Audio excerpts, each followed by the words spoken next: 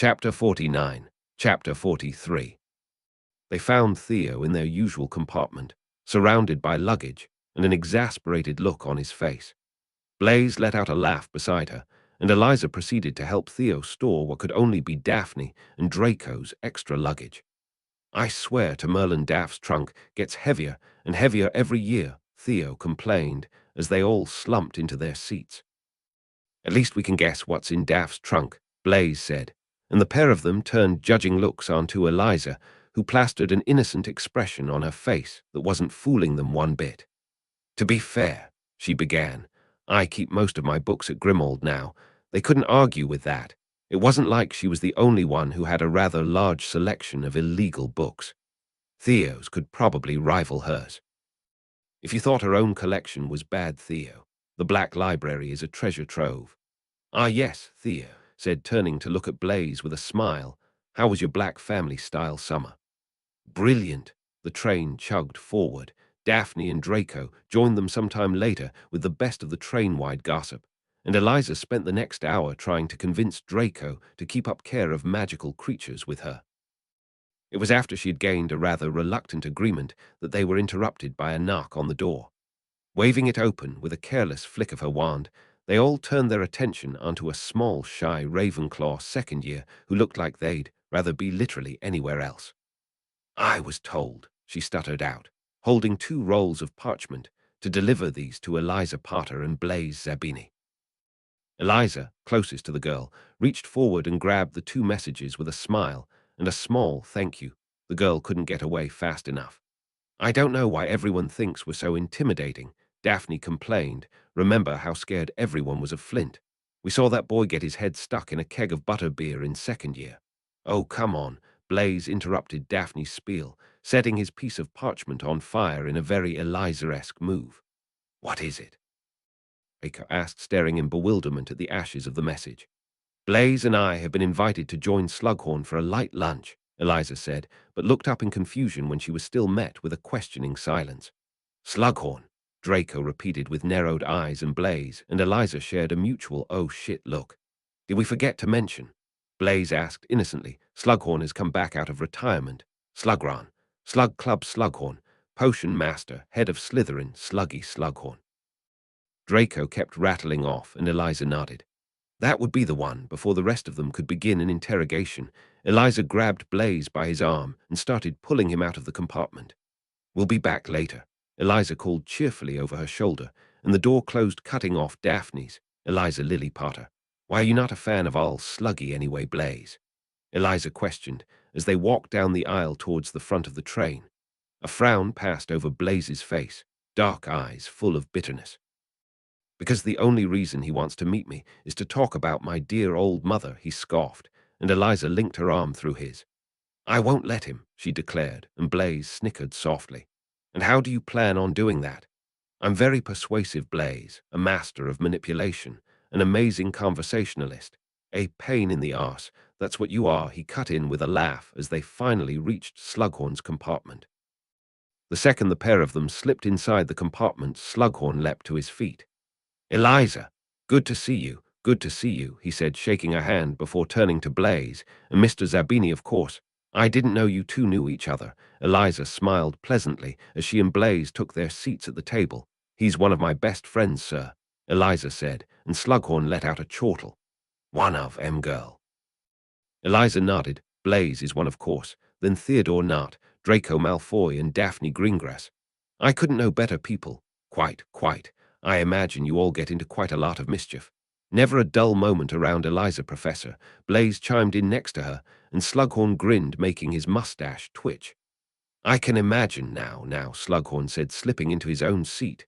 "Do you know everyone else?" "That's Neville Longbottom in your year," he said, and both Eliza and Blaze tilted their heads in acknowledgement. "This here is Cormac McLaggen." The only reason Eliza could smother her grin was because Blaze kicked her leg under the table. The second McLaggen met her eyes, he paled dramatically, looking quite like a deer in the headlights. Eliza smiled pleasantly at him, and he leapt to his feet, wide-eyed. Slughorn startled, looking quite confused. "Cormac got to go," the boy said staunchly. "Already halfway out the door, stomach upset. he dashed out the door without looking back. Poor chap, Slughorn said into the silence, but Eliza didn't think he was that concerned, because he started introducing the last two students, Marcus Belby, and for some inane reason, Ginny Weasley. Slughorn went around the table, holding a polite interrogation and handing out quite a fancy lunch. Eliza felt a bit of pity for the man. Slughorn was used to finding promising students, but Eliza thought he might be finding this batch of Hogwarts students quite lacking. Perhaps he had only invited a few of prospective Slug Club students to his compartment. Eliza hoped so. This was a bit dire. And Mr. Zabini, you can call me Blaise, Professor, Blaise said charmingly as Slughorn's smile widened. Of course, Blaise. Now how is your mother these days? I'm afraid I wouldn't know, Blaise said lightly, and Eliza held his hand beneath the table. He's been staying with me this summer, Professor. Eliza interrupted. It's only Sirius and Remus in Grimmauld, so we have more than enough room. He's practically an honorary black now. Slughorn turned his attention onto her. I must have taught the whole black family, you know, all Slytherins until Sirius. Slughorn continued to rattle on and reminisce. Eliza and Blaise helpfully easing the conversation along quite a few times and took advantage of Slughorn's large cache of butterbeer. Honestly, Eliza didn't even find the old man that miserable. Easy to manipulate, perhaps, and a class example of an egoist, but otherwise rather entertaining. His stories were fun. He obviously had many connections, and even though the name was a joke, the famous Slug Club was actually quite well known. Merlin, even Tom, had been in it, and Slughorn had been making names for his students for decades. Good gracious, it's getting dark already. I didn't notice that they'd lit the lamps. You better go and change into your robes, all of you. Eliza, Blaise, you must drop in any time you're passing, he said, suddenly noticing how much time had passed. Thank you, Professor. Both Eliza and Blaise chimed with winning smiles, and Slughorn shook his head ruefully. Well, off you go, off you go. She and Blaise made their way back to their compartment. Once they were a safe distance away, Blaise burst into laughter. I can't believe you're giving him the James Potter treatment. The what? Eliza asked with a laugh. You and Snape were always at each other's throats. You always used to act like your dad to piss him off. Eliza snorted and pushed the door to their compartment open. The three inside all looked up when she and Blaise slipped back into the compartment, and Eliza leveled them with a deadpan gaze. The James Potter treatment. Really? Eliza sighed when Dumbledore stood to his feet.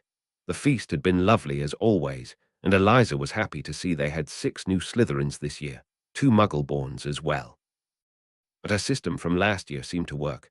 The Muggle-born students of last year didn't have any problem embracing wizarding culture anymore after their year mates took them under their wings. It would be ridiculously helpful if they had a sort of wizarding heritage class for Muggle-raised students, but Eliza was getting ahead of herself. Now to our new students, welcome. To our old students, welcome back. Another year full of magical education awaits you. Dumbledore rattled on, and Eliza watched as Draco lost another round of rock, paper, scissors to Blaise. We are pleased to welcome a new member of staff this year, Professor Slughorn. Slughorn stood up with a smile, is a former colleague of mine who has agreed to resume his old post of potions master. Eliza led the Slytherins in a welcoming round of applause, and just for good measure rose her glass in a cheers motion when Slughorn caught her eye. The professor let out a laugh before sitting back down. Merlin, you're such a swot, Daphne said, catching the interaction, and Eliza turned to her with a smirk. A swot who now has an unlimited access to fire whiskey. Everyone knew Slughorn tended to be a bit loose with liquor. Professor Snape, meanwhile, said Dumbledore, will be taking the position of defense against the dark arts teacher. Eliza had never heard Slytherin cheer so loudly in her life. She was also ridiculously pleased to hear many shouts of Uncle Save. In the din, Severus obviously caught the use of his house nickname, as well judging by the exasperated glare he sent away.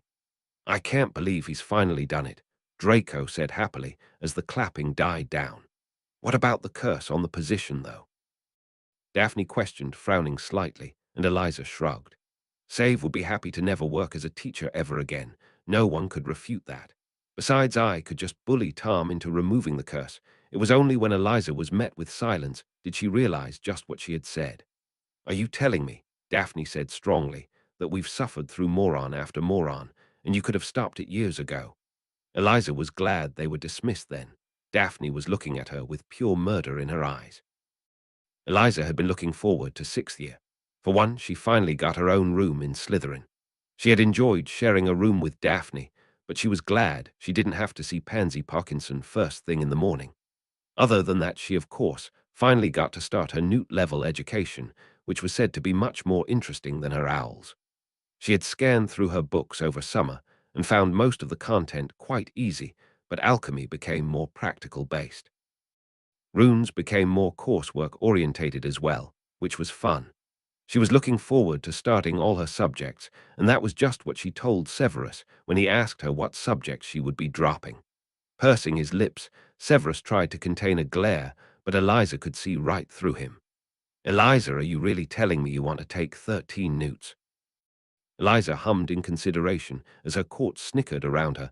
"Actually, I will drop Muggle studies." "I don't need that." Severus sighed, but didn't question her any longer. Instead, he reached into his robe pocket and handed Eliza her precious time turner. "I have no idea how you still have access to this," he said. "Fudge isn't even minister anymore." "Lucius," Eliza said simply. A look of consideration crossed over Severus' face before it was replaced by a resigned acceptance. Of course it was Lucius. He should know better. "Good luck with your first-class professor," Eliza shouted at his retreating back as he stalked away. Eliza could just tell how much he was resisting retorting. They had seen each other a lot over summer, and Eliza figured he was far too used to insulting her and getting away with it to have to suddenly mind his tongue at Hogwarts. This would be a fun year for Eliza. Eliza had history of magic first, which was absolutely deplorable, and then magical theory, which was only slightly better. It was at break did she use her time turner for the first time of her sixth year. She had a basilisk to visit. Of course, Eliza was only supposed to use the time turner for education purposes, but well, they couldn't exactly tell if she wasn't, could they? And in her 3 years of using the thing she hadn't been caught, so she saw no reason to suddenly start acting responsible with it. Deciding to slide down the thankfully clean pipe for old time's sake, Eliza laughed as she slid down and down and down, jumping out lightly at the end with well-practiced ease. Walking through the tunnels, Eliza reached the chamber and slipped inside. It had become a bit grimy in her absence, but nothing a few cleaning spells wouldn't be able to fix up. Spinning around, Eliza tried to listen for Jormy, but couldn't hear the basilisk anywhere around. "Jormy," Eliza called in a sing-song voice and heard some movement near Salazar's statue. Finally, the giant basilisk came into view, plopping his head down on the floor when Eliza flung herself at him. Throwing her arms over Jormy's head, practically sitting on him in her attempts to hug him, the basilisk didn't even bother to shake her off. "Hello, little speaker," he greeted, and Eliza pulled away slightly and patted his snout. "It's nice to see you again, Jormy. Summer is always so long." "It is only long because you are so young, little speaker," Jormy said in his infinite wisdom. "When you grow up a bit more you will see." "I am grown, Jormy," Eliza said, sliding down to the floor so she was pressed against his side. "Little speaker is still little. One day you will grow up like Master, just as he grew up to be like my Salazar." Sometimes Eliza forgot just how old Jormungand was. "Is Master not with you this year?" Jormy asked, lazily flicking his tongue out as if he was trying to track down Tom. "No," Eliza said back quietly, "but I'm sure he'll visit soon." "Yes," Jormy hissed with understanding to continue his silly courting. Eliza burst into pealing laughter and summoned a giant rabbit for Jormy to snack on, as if Tom had ever thought about courting her. Eliza spent a few hours with Jormy in the chamber, chatting and absently playing around with her necromancy. She had just animated a rat skeleton when she realized it was almost time for her first defense lesson, and that she was almost running late. With a curse, Eliza sprang to her feet, the rat skeleton collapsing with a clatter as she dashed out of the chamber. Taking one of the short cuts, Eliza appeared in the main entrance and dashed up the stairs, arriving just as Severus flung the door open to his classroom. Eliza skidded in with just a minute to spare and gave Severus a cheeky grin. "Sorry, sir. Time ran away from me," she said, clutching the necklace of her time turner. Severus looked like he wanted to say something to that, but instead he simply sighed. "Take a seat." Eliza took a seat at the front next to Draco. Blaze and Thea were sharing a desk next to them, and Daphne was mutinously sat beside Pansy Parkinson. Eliza sent her blonde friend a smirk, to which she received a rather rude gesture in return, before she turned back around to face Severus, who was giving his introduction speech. The dark arts, he was saying when Eliza returned her attention back onto him, are many, varied, ever-changing, and eternal. Fighting them is like fighting a many-headed monster, which, each time a neck is severed, sprouts a head even fiercer and cleverer than before. You are fighting that which is unfixed, mutating, indestructible. Eliza wondered if he had practiced this speech beforehand. It was certainly quite impressive. You are, I believe, complete novices in the use of non-verbal spells. What is the advantage of a non-verbal spell? He asked, and Granger's arm shot into the air as Eliza smothered a smirk. Her Slytherins had improved leaps and bounds under her tutelage. Plus her court had been tutored by the Dark Lord himself. There was no way they'd struggle with a non-verbal spell. Your adversary has no warning about what kind of magic you're about to perform, said Granger, and Eliza rolled her eyes, which gives you a split-second advantage. An answer copied almost word for word from the Standard Book of Spells, Grade 6, said Severus dismissively, before a small smirk pulled at his lips. Anyone else care to say anything a bit more insightful? Eliza smirked then, and rose to Severus' bait. You can gain a split-second advantage, yes, but nonverbal magic can also create vulnerabilities. Your opponent won't know what exactly to defend themselves from, and there's the added fact that without the incantation they might not know the counter-curse which would change the outcome of the fight. 10 points to Slytherin, Severus said victoriously, and Eliza leaned back in her chair. If they didn't win the House Cup this year, she'd be damned. Severus' lesson was quite fun, really. She took turns dueling her court, and whenever Severus could sense her becoming too bored, he sent a jinx of his own at her back, which kept her reasonably entertained. Eliza was honestly sad for the hour to end. She and her court headed down to lunch, mercilessly teasing Blaze, who was trying to hide from Lavender Brown. Apparently she was very upset that Blaze hadn't sent her a letter over summer and was now on a rampage. Needless to say, they were all glad to escape the Great Hall to avoid Lavender's death glares. The potions class had shrunk rather dramatically, even with Slughorn taking students in at an E, which wasn't that surprising. Most people didn't see the need to study potions, but most people were idiots. Her court had all elected to continue it, mostly because they weren't idiots, but also because Draco was persistent. The only Gryffindors were Weasley, which was a surprise, and Granger. There were 4 Ravenclaws stood a little away, but Eliza couldn't name them. She found most Ravenclaws too snobby for her taste. Slughorn threw the classroom door open with a merry greeting and smiled widely when Eliza and her court shuffled past him. These are the best friends, then, Eliza? Slughorn questioned as everyone took their seats, and Eliza nodded with a grin. I was talking to Severus yesterday. He seemed quite impressed with your... Slughorn paused, as if he was just remembering that there were other houses in the room but Slytherin's group. So he finally knew about her court then, and the fact that she was indeed still Queen of Slytherin. Excellent. They're the best of the best, Professor, Eliza said with a grin, and Slughorn chortled before moving away. We'll see, we'll see. She and her court grabbed one of the biggest tables, so they could all set up their scales together, and slid onto their stools. Eliza eyed the 3 potions in front of them curiously. 3 giant cauldrons sat bubbling around the classroom, and Slughorn gestured to them with a wide, sweeping hand.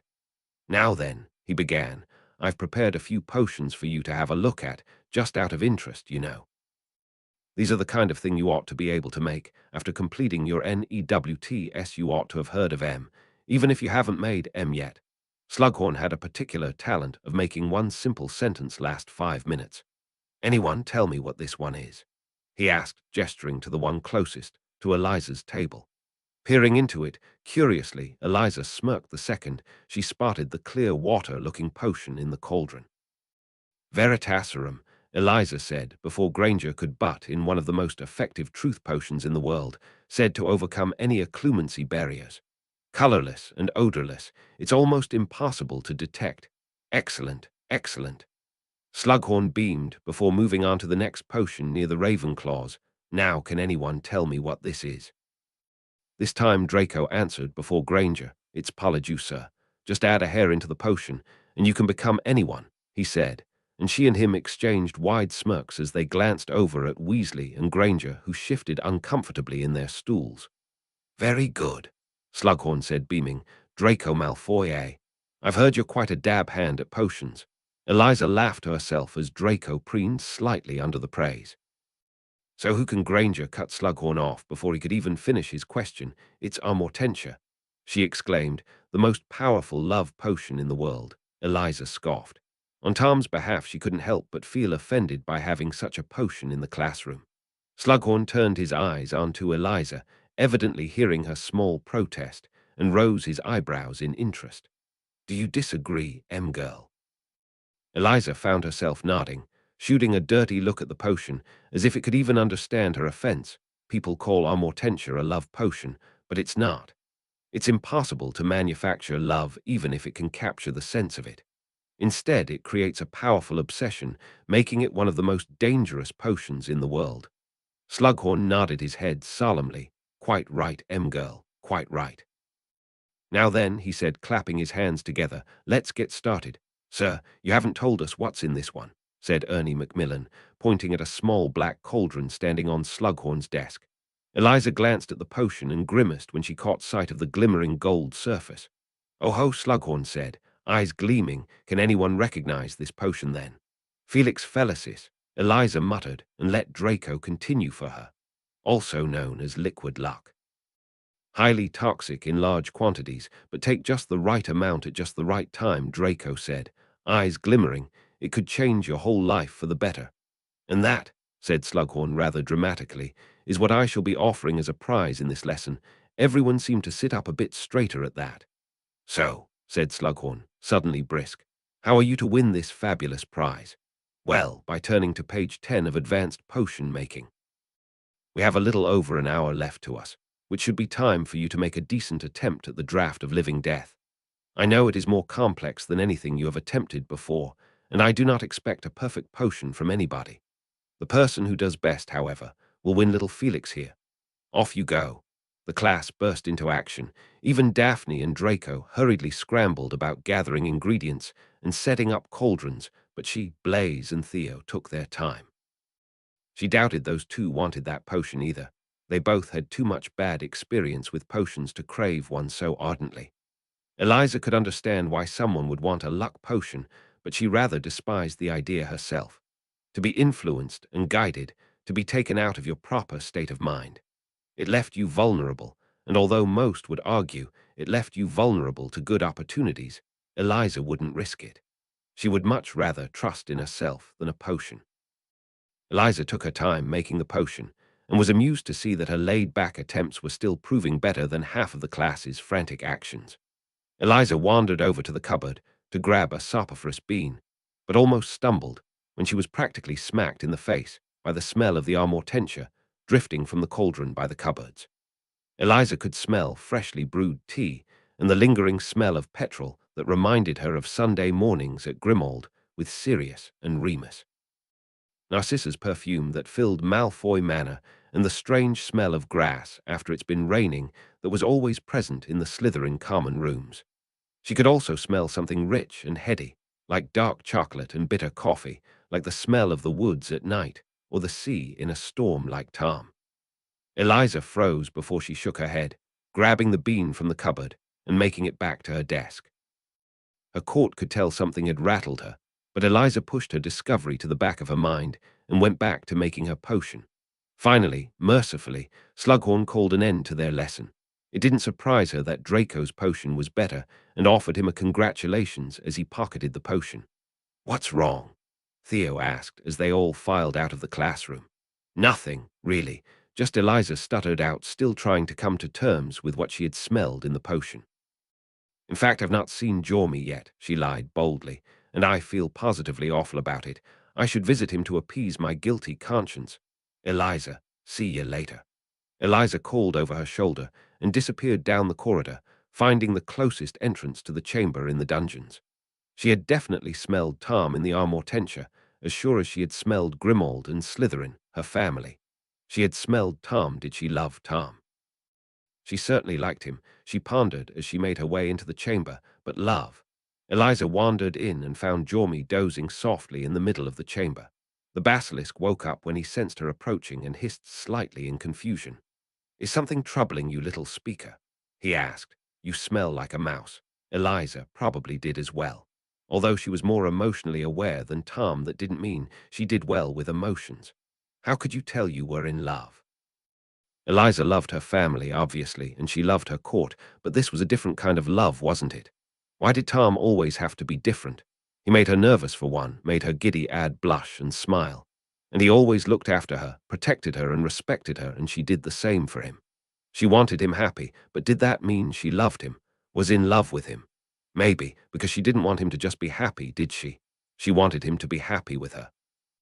She didn't want Bellatrix clinging off him, and she swore the skeletons in the corner started rattling ominously just at the thought of Tom being with someone else. She wanted to take him out on more dates because, yes, those must have been dates looking back, and she wanted more than that. She wanted to kiss him and hold his hand and make him smile. She wanted to share coffees with him in the mornings and sit by the fireplace at night. She couldn't imagine spending her whole life with anyone else. It would be Tom. It would always be Tom. "Jormy, how can you tell you're in love?" Jormy didn't have an answer for that, but Eliza thought she might. She was in love with Tom Marvolo Riddle. Fucking hell, she flopped to the ground next to Jormy and didn't move for the next 3 hours. The week passed. Lessons were okay, less boring than last year, but nowhere near entertaining enough to keep Eliza appeased for long, even if Severus were reasonably interesting. She started reading her necromancy book again, and could proudly say she was moving on quite quickly. Of course, she hadn't been able to animate anything bigger than a hare yet. Large animal skeletons weren't exactly easy things to get a hold of, but she felt confident moving on to the next chapter in the book.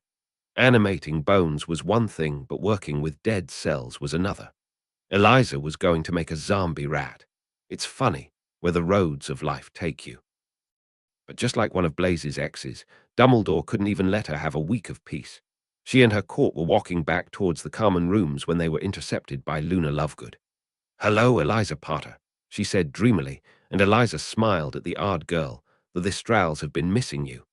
"I'll be sure to visit them soon," Eliza promised, and with that Luna placed a note into her hands before she disappeared around the corner. "She's mad, that one," Draco said, as they continued walking. "All the best people are," Eliza quoted, even though she knew no one would catch her reference. Eliza unrolled her parchment as she pondered, not for the first time, if Lewis Carroll had actually been a squib. "Ah, fuck," Eliza cursed lightly as she read through the note, hoping she would have had a bit more time away from Dumbledore. "What is it?" Theo asked next to her, and Eliza sighed. "I have my first lesson with Dumbledore tonight, whatever that may be," she explained, and Theo grimaced in sympathy. "Try not to kill him," Draco said as they slipped inside the common room so Eliza could drop her bag off before she had to have her lesson with Dumbledore. Eliza gasped dramatically and turned to look at Draco. "Never in my life have I heard such baseless accusations. Why, how could you even think I'd do such a thing?" Draco groaned long-sufferingly, cutting off Eliza's tirade.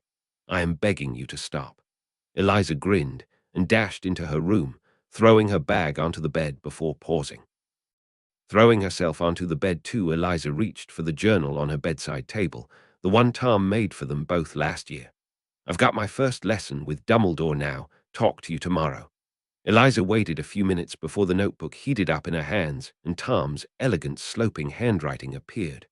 "Of course, little star, don't get into trouble." "I want," Eliza scrawled back, closing the book and placing it back on the table. She really couldn't be bothered with Dumbledore's lessons, especially because she already knew they'd be full of vague, nonsensical bullshit. The only reason she could tolerate it was because their plan was actually working, unbelievably. Rufus Scrimgeour was too concerned with organizing the Aura forces to bother with politics, and Dumbledore had yet to be reinstated as Supreme Mugwump and hadn't made any moves in the Wisengamot. September once and had been another Wisengamot session, and without Dumbledore's interference or guidance, the Light Sect was essentially running about like headless hippogriffs. Tom had managed to pass one of their first creature bills with no objection. Eliza had proposed the idea, and Tom had fed the legislation through the correct people to release the patent on the wolfsbane potion, among some others. Wolfsbane was notoriously tricky to brew and very expensive. The ingredients were costly, but it was mostly because you had to have a license to be able to make the potion, which meant most apothecaries wouldn't stock it, and if they did, the price would be extortionate. Now, it was available to everyone everywhere, meaning most werewolves who wanted to live in normal society, like Remus, could do so without fear. And that was just one bill out of all the ones they planned on passing without Dumbledore's interference. It would take a long time, no doubt about that, but progress was being made. Acid pops, Eliza said as she finally reached the gargoyle statue that led to Dumbledore's office, which meant Eliza would cope with Dumbledore's machinations for one more year. "Come in," Dumbledore said, when Eliza knocked on the door as she slipped in quietly, taking her seat without complaint. "Good evening, Eliza," the old man greeted warmly, and Eliza smiled back. "Evening, Professor," she replied, knowing that this was not, in fact, going to be a good evening. "So, Eliza," said Dumbledore in a businesslike voice, "you have been wondering, I am sure, what I have planned for you during these, for want of a better word, lessons." "Yes," Eliza said promptly, double-checking her occlumency barriers when she met Dumbledore's eyes, "and these lessons will include—" "What exactly?"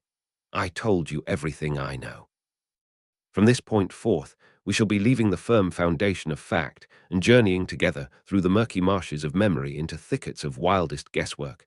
He rambled on, "So when the time comes, you may be ready to defeat Voldemort." He was talking about Horcruxes.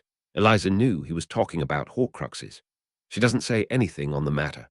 "Big believer in know thy enemy, Professor?" Eliza asked instead, and Dumbledore smiled wryly.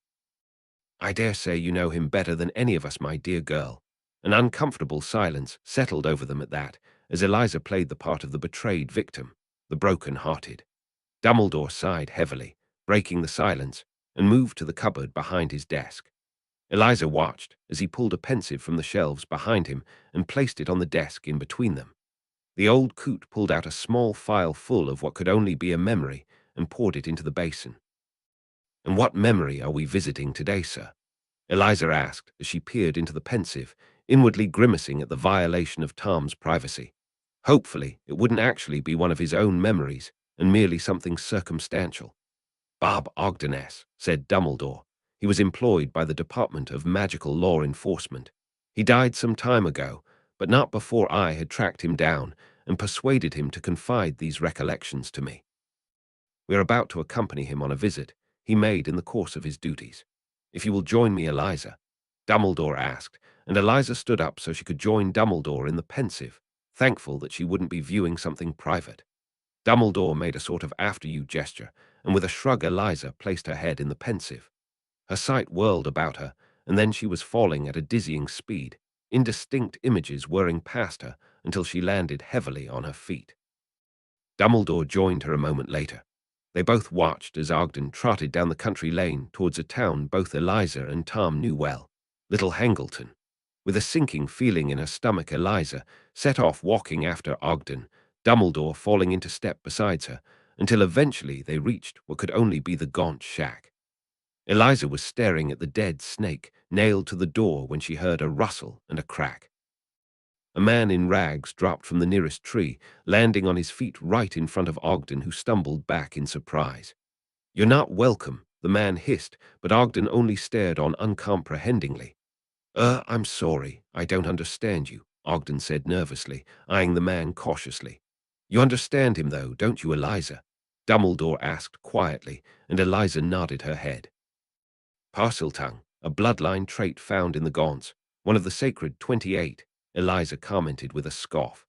"Not fond of them?" Dumbledore asked airily as they watched another man charge out of the house, escalating the confrontation.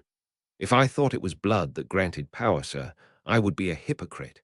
Blood purity is nonsense," Eliza commented, but before their discussion could continue, the memory continued before them, and the three men moved inside the house. The house was run down, more of a hovel than a home, and Morphin was sat in a filthy armchair by the fire, twisting an adder in his hands, but Eliza's gaze was drawn to someone else. A girl whose ragged grey dress was the exact color of the dirty stone wall behind her. Her hair was lank and dull, and Eliza had to wonder if she had ever seen a more defeated-looking woman in her life. Daughter, Merope," said Gaunt grudgingly, when Ogden, like Eliza was, looked inquiringly toward her. "Good morning," Ogden said politely. She did not answer, but with a frightened glance at her father, turned her back on the room and continued shifting the parts on the shelf behind her. Merope Gaunt, Tom's mother. Eliza kept an eye on Merope as the scene played out in front of her. She really was a pitiful thing, weak and cowering and pathetic. Eliza couldn't help but feel pity for her, but she also understood Tom's scorn. To use a love potion on someone was a despicable thing. "That's right," Gaunt was yelling when Eliza turned her attention back onto the scene in front of her. "See this," he was saying, gesturing to the ring that sat on his finger, the ring that was currently sat on Eliza's finger. She had never been more thankful that she always kept it under a disillusionment charm. Know where it came from. Centuries it's been in our family, that's how far back we go, and pure blood all the way. Know how much I've been offered for this, with the Peveril coat of arms engraved on the stone." Eliza felt herself freeze. The Peverils, as in the three brothers Peverils, as in the well-known necromancer line, Peverils, as in the strange Peveril ring with a stone that changed colors everywhere Eliza, a necromancer, held it. Holy shit, had she. Eliza had no time to unpack that as the memory moved on again. Eliza shoved her recent discovery to the back of her mind when Gaunt started dragging his daughter over to Ogden by the golden necklace latched around her throat. "See this," he bellowed at Ogden, shaking a heavy gold locket at him while Merope spluttered and gasped for breath. I see it," said Ogden hastily. "Slytherins," yelled Gaunt. "Salazar Slytherins." The locket Tom had also coincidentally gifted to her in her 4th year. Thankfully, she had never worn the garish thing in public. She knew Tom's magpie tendencies would bite them in the arse one day. This is what happened when you used well-known heirlooms as soul containers. Dumbledore wouldn't even know anything if Tom wasn't a dramatic idiot. Eliza just prayed Dumbledore never saw her room at Grimmauld that stored every priceless gift Tom had ever given her. What damning evidence that would be. The memory continued as Gaunt and Morphin became more and more violent, especially when Tom Riddle Sr. rode past in the carriage. Gaunt was flung backwards by Ogden as he tried to protect Merope, and when Morphin brandished a bloody knife at the man, Ogden tore out of the door, running for his life. "I think that will do," Dumbledore said calmly in the midst of the chaos. He held Eliza by the elbow and tugged, throwing them both out of the memory and back into Dumbledore's office. Eliza watched as Dumbledore packed the pensive away before she decided to speak up. "Merope Gaunt, that was Tom's mother, wasn't it?" Eliza asked as if she was learning all of this for the first time. And the Muggle boy, Tom, would be Tom Riddle Sr., wouldn't he? Dumbledore nodded gravely. Once Marvolo and Morphin were safely in Azkaban, once Merope was alone and free for the first time in her life, then, I am sure, she was able to give full rein to her abilities and to plot her escape from the desperate life she had led for 18 years. And she wanted to build a perfect life for herself. Eliza said, frowning as she thought about Merope Gaunt. Pitiful and disgusting, but just a girl, just an 18-year-old girl trapped in a life she didn't want. But all that did nothing to excuse her from what she did next. Indeed, and Merope's life wouldn't be perfect without Tom Riddle Sr. "I am inclined to think that she used a love potion," Dumbledore said, explaining what he thought happened. "You can imagine the gossip it caused when the squire's son ran off with the tramp's daughter, Merope. Eventually, Merope must have stopped giving Riddle Sr. the Amortentia as he left her, never saw her again, and never troubled to discover what became of his son." Dumbledore seemed to hesitate for a moment, eyeing her warily before letting out a soft sigh. "So you see, my dear girl, Voldemort could never be capable of love. You're wrong," Eliza said sharply, unable to help herself. She and Dumbledore already knew where they stood with each other. Or well, Dumbledore thought he knew at least, but this was one thing she couldn't let go. Children were never born monstrous. "My dear girl," Dumbledore said pityingly, but Eliza cut him off again. "Have you ever heard of something called the marshmallow test, sir?" Eliza asked seemingly at random, and expected Dumbledore's response before he even shook his head. It was devised by Muggles in the 1960s to test the character of children, whether some had some innate willpower. They were given a sweet and told if they could wait 15 minutes they would get another. As it turned out, when the study was placed under further review, however, was that the marshmallow test didn't test a child's innate emotional response at all.